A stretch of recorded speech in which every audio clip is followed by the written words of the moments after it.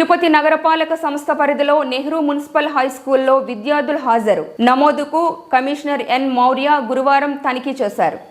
రాష్ట్ర ప్రభుత్వ ఆదేశాల మేరకు విద్యార్థుల హాజరు నమోదు కల్పిస్తున్న మౌలిక వసతుల గురించి ఆరా తీశారు.